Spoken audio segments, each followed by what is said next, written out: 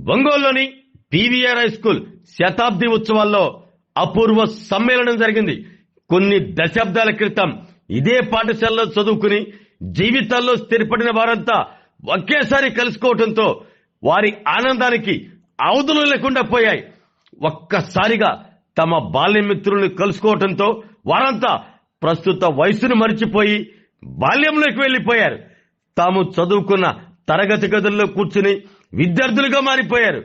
నాటి మధుర జ్ఞాపకాలను నెమరు వేసుకుంటూ సరదాగా గడిపారు.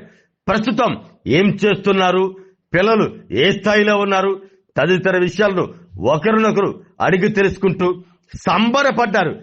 కొన్ని దశాబ్దాల తర్వాత తమ క్లాస్మేట్లను కలుసుకోవడంతో కొంతమంది పాపం భావోద్వేగానికి గురయ్యారు.